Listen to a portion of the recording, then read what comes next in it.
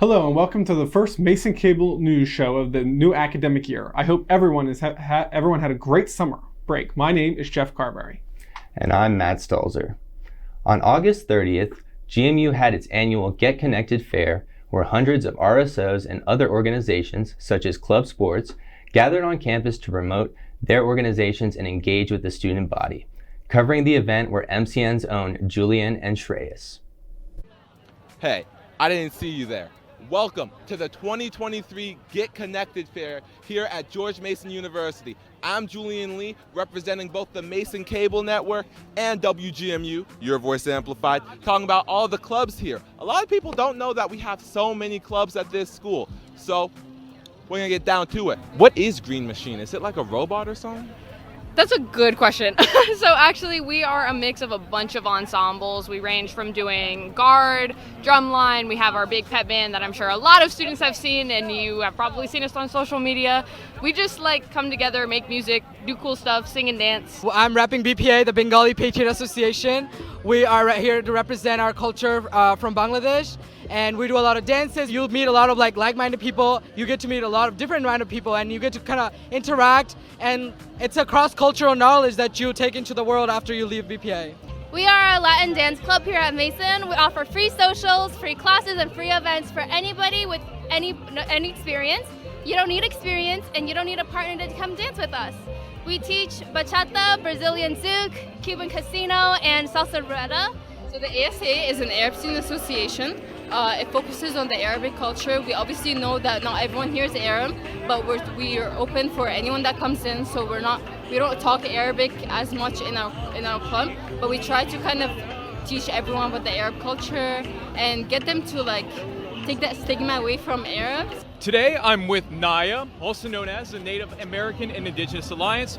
We are George Mason University's only Indigenous Native organization on this campus, and we look to support those that identify with their Indigenous identity and work for others to more appreciate and benefit our culture through advocacy efforts as well. So Patriot PIRG is a branch of the national organization called Student PIRG.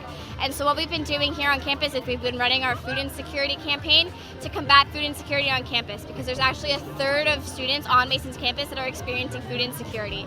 So we've been working with administrators to kind of find ways to combat that problem, but also advocate and raise awareness about the issue, so that way people are aware and then we can try to end the stigma of people who are experiencing food insecurity on campus. There's lots of ways to get involved in Patriot PIRG.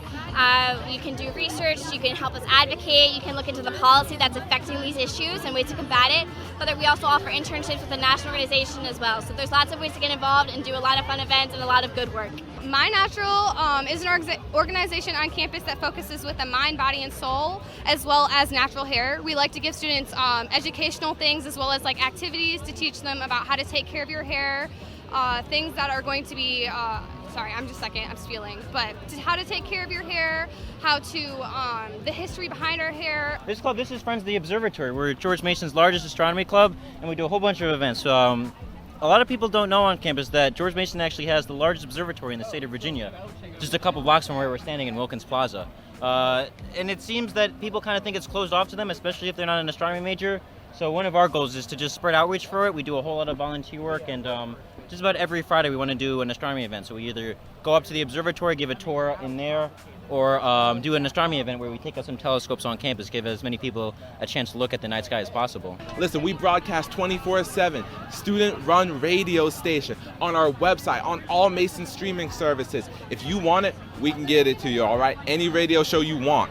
And it's not just radio and TV broadcasting. We have the Fourth Estate, we have the Forge, we have the Hispanic Culture Review, we have Volition, we have so much more. Fourth Estate's the student newspaper, Volition's the art magazine, The Forge is the gaming kind of magazine with also art in it. We have the George Mason Review for educational purposes. Anything you want, student media will give it to you. Sports broadcasting, how can I forget? If you don't join, I don't know what you're doing. On August 29th, GMU's Science and Technology Center received a visitor in the form of U.S. Congresswoman Jennifer Wexton. Congresswoman Wexton toured the Manassas campus and discussed Mason's economic partnerships and affiliation with the surrounding community. Along the tour, the Congresswoman also met with members of the SciTech research labs who presented her with their findings. Today at 1 p.m., Murals at Mason hosted an event in Patriots Lounge to showcase the newest murals added to the campus. The murals were completed by Alexis Pillar, a recent graduate of GMU's School of Art. Recently, GMU made Virginia history by becoming the first college in the state to reach an enrollment of 40,000 students.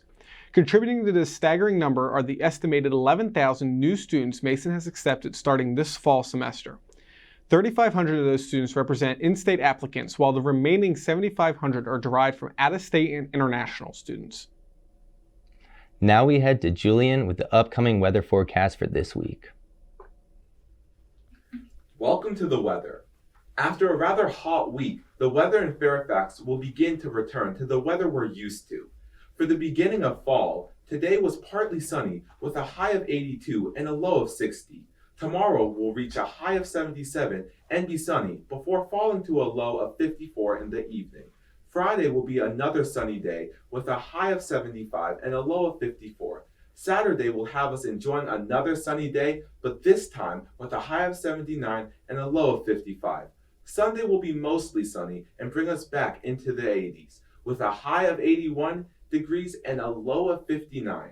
Monday will have a high of 81 for the mostly sunny and then drop down to about 58 degrees in the evening. Then on Tuesday, it will be mostly sunny again with a high of 80 and the low being 58. Enjoy the slightly cooler weather this week in Patriots and spend some time outside in the sun. Go to the pond, go do something. I'm talking to UCS majors. Get outside. I'll see you there. On Wednesday, September 6th, Mason hosted its monthly farmers market. A variety of vendors ranging from food to clothes assembled in Southside's Wilkins Plaza for the event. Covering the event was MCN's own Jeff Carberry. We do have our farmers markets roughly at least once a semester. This is not our farmers market, it's one of Mason Dining's, I believe either bi-weekly or monthly farmers market. So we're just here to support the Patriot Pantry and participate in the Dunk Out Hunger Challenge. We are working with Mason Dining and the Patriot Pantry to have a donations program where any student who donates or purchases an item on the Patriot Pantry wish list can dunk either myself or President Weish over here. We're doing the first Wednesday farmers market that they'll be doing for the whole rest of the year. Awesome. I'm doing Pop-Tarts, cookies, and scones. Basically like college breakfast food. I've got a rollingsloans.com website and then Instagram and all the social medias. And then I'm at the Del Rey Farmers Market and the West End Farmers Market. But I also do special orders. We are a local flower farm out in Front Royal, Virginia. And we've been invited to come and participate in the farmers market here at George Mason. We carry quite a few different flowers. We sell to local florists. We have subscription programs, and people can come out and pick flowers at our place. The Patriot Pantry is specifically for students here at Mason, fighting the food insecurity that can be found here on campus. While everybody may not see it, it certainly is present here on campus, and unfortunately the Patriot Pantry is primarily donation driven. However, there is a lot more students than you would guess who do experience food insecurity on campus, so there's currently a lot more demand than there is enough supply. So we're kind of just here to try and help them with that demand problem. Donate food, donate snacks, donate other non-perishables or hygiene products to the pantry. It's in Sub 1. And if you don't have things to donate, but you'd like to donate your time, you can also go to the pantry and help package stuff up for orders for people who need the food and products. We head to Shreyas, who will update you on all things sports at Mason after these commercial breaks. You're listening live to Improv for Mason here on WGMU Radio, heard WGMUradio.com. You know, it wasn't my idea. Today's show with our special guest interview for this team in the new conference. Welcome to a special edition of the It's been a great transition for me personally. I love Mason. The very talented David Keckner. I'm great. How are you doing? Reed, Jonah, it was a pleasure having you on the show today. I did. I'm Ben Simpson. On the phone today, we have Drew McGarry, successful author, writer. You're listening to WGMU Radio on WGMUradio.com.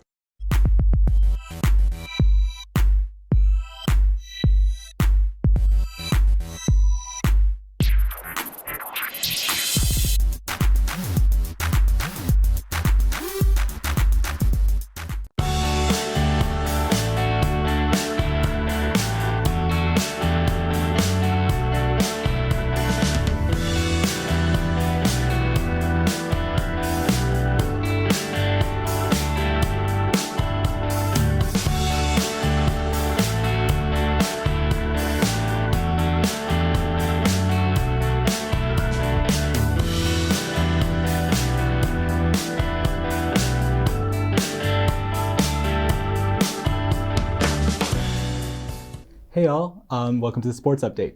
This week in men's soccer saw the Patriots head off to Lewisburg, Pennsylvania on Friday for a 0-0 draw against Bucknell University before returning to Fairfax Stadium for a resounding 4-0 win over the U.S. Naval Academy on Monday, culminating in the Patriots' first win of the season, with freshman Soli Diouf of Senegal scoring 2 of the 4 goals. Their next game will be against Davidson College here in Fairfax this Saturday at 7 p.m. The Mason women's soccer team took an unfortunate 2-0 loss against the University of Maryland in University Park on Thursday before returning back to Fairfax, where they faced the University of Iowa in their last out-of-conference matchup. Unfortunately, the team took another loss, with Iowa putting up 3 goals against Mason. However, freshman goalkeeper Jenny Franck had a fantastic performance during the game, and we look forward to seeing what she'll do over her time here at Mason. Come see their next match against the Virginia Commonwealth University here at home on Sunday at 3 p.m. The women's volleyball team hosted the Mason Invite over the weekend, with teams from Brown University, Robert Morris University, and Radford University joining Mason on Friday and Saturday for a series of games. Mason lost their first game on Friday to Brown, but turned it around later that night for a stunning victory over Robert Morris, taking the first 3 sets for their first home win. They also had another amazing victory over Radford on Saturday afternoon. Their next match will be on the road in Kingston, Rhode Island, as they take on the Rams of the University of Rhode Island. Meanwhile, in men's and women's tennis, teams were both out of town for the tournaments all weekend. The women's team traveled to Annapolis for the Moore tournament at the U.S. Naval Academy, while the men's traveled to Fredericksburg to compete in the Mary Washington Invitational at Mary Washington University. Over the summer, the New York Yankees announced that they had signed a former George Mason baseball pitcher, Ben Shields, as a free agent. Shields, who had just completed his final graduate year with Mason with a 4.69 ERA and a 7.4 record on the year. Shields will play in the Yankees minor leagues with their rookie affiliate team in Florida.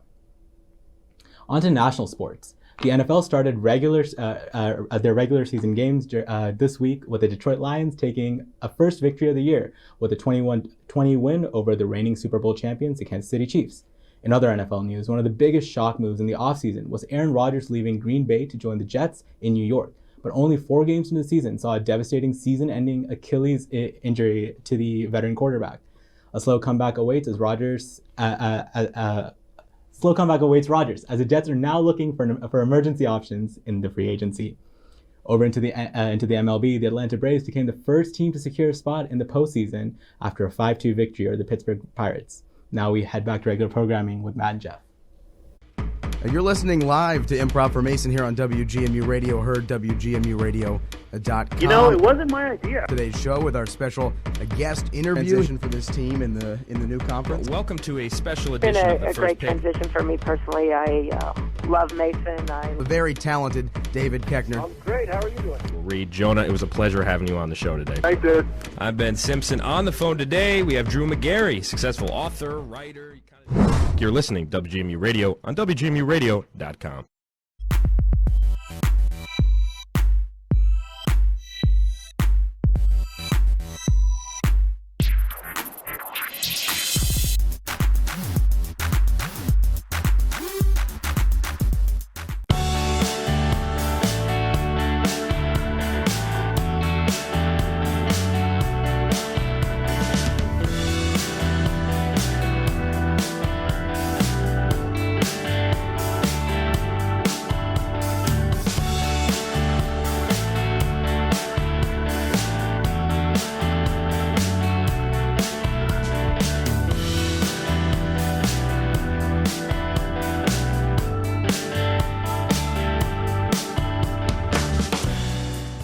Join student media as we help the Mason community celebrate the signing of the U.S. Constitution.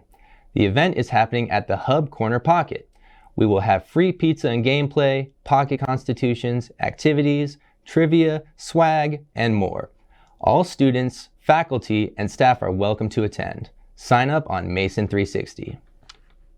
The SG segment is back on Mason Cable Network. This week, Bob Squat, Chair of Diversity and Multicultural Affairs, will give you a rundown into the world of student government. Hello everyone and welcome back to the first student government segment on the new academic year. My name is Baz Rawat. I use they, he pronouns, and I am the chair of the Diversity and Multicultural Affairs Committee, also known as DAMA, in student government.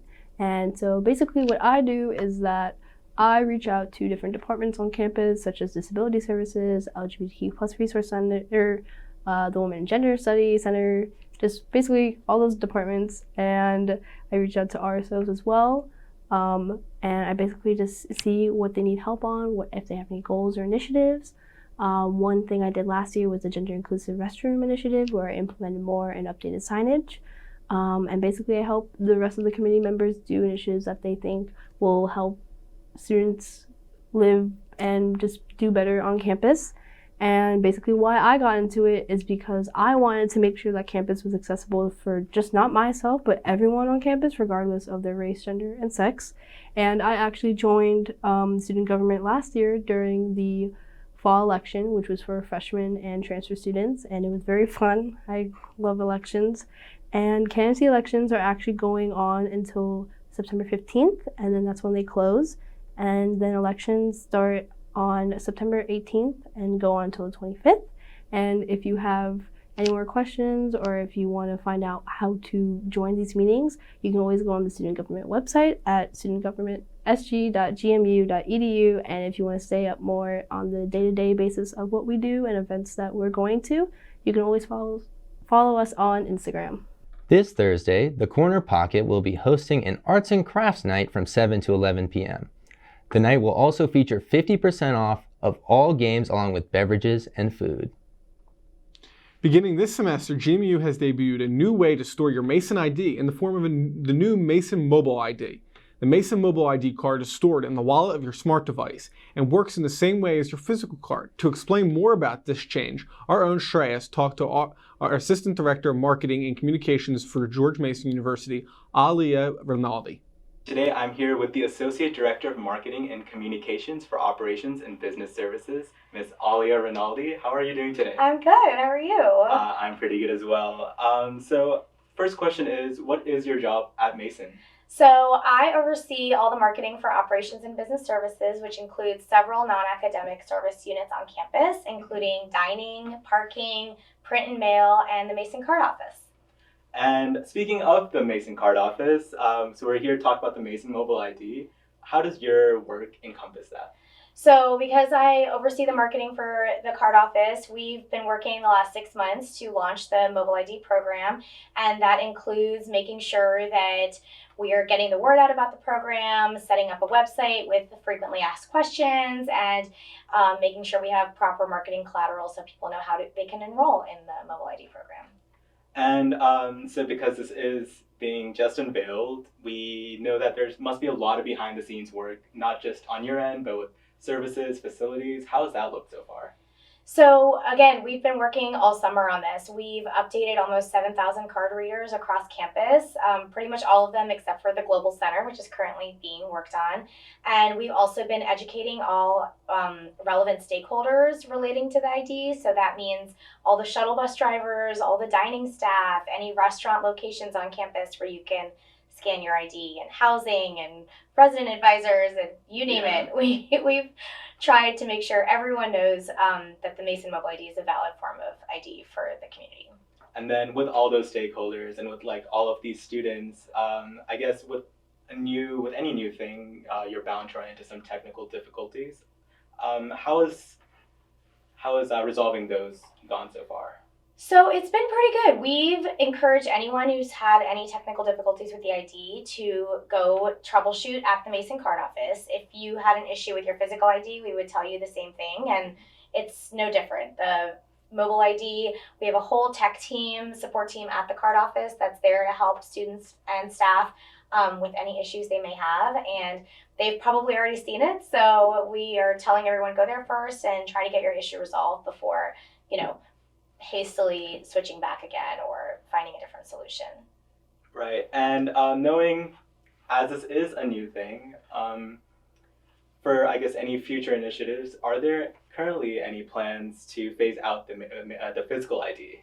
No, we have no plans to phase out the physical ID. It's, going to be an option for anyone who chooses to do it, but we are encouraging everyone to join the mobile ID program. But as of right now, no, there are no plans. And knowing that one of the best reasons to switch to the Mason Mobile ID is ease of access, what other reasons should a student, let's say that's been at Mason for a couple of years and had a physical ID, what's a really good reason that should compel them to switch? So the mobile ID is in line with, a few of Mason's core mission and values, including innovation and sustainability. We were the first four-year university in Virginia to launch the program, so that's really exciting, and we love being able to say that and being innovative in that sense. And then sustainability is a huge factor as well. The physical IDs, they're not recyclable. We would have had to print, 7,000 of them this summer for all the incoming freshmen and probably other students as well. So doing the mobile version is a sustainable benefit for our community and planet, and we're really excited about it. And that's really great to hear. As always, being environmentally friendly is definitely a goal that Mason's always tried to achieve. What are some other some concluding remarks that you'd like to say for the students, have the student body to know? Well, we're really excited about the mobile ID program. We hope that all of you will enroll. It's really easy. We're here to help you. Visit our website. The convenience factor is amazing for Apple users. You don't even have to log in or unlock your phone. And for Android users, you just have to wake your phone up to use it in most scenarios. So it really is just a huge benefit to the community, and we're really excited about it. Well, thank you so much for joining us today, Thank you Alia. for having me. And we'll head back to Matt and Jeff. Thank you, Miss Alia Rinaldi, for joining us again. So, Jeff, what are your thoughts on the change? Have you made the switch to the new ID? I have not yet made the switch on to the new ID. I'm so used to the card, the original ID thing, but I do think it's a good idea. I think it allows students to have, not get locked out as much because we all have our phones on us, and I think it definitely makes it easier. I just have yet to make the switch yet. How about you? I'm strongly considering it. Whatever I got to do to not carry so many cards around with me. Absolutely. And we thank very much for those at student government and student services for making that switch. Thank you for tuning in, Patriots. You can keep up to date on and off campus if you follow us on Instagram at MCN, on TV, Twitter, and Facebook at Mason Cable Network, and subscribe to our YouTube channel. I'm Jeff Carberry. And I'm Matt Stalzer. Have a great rest of your week, Patriots.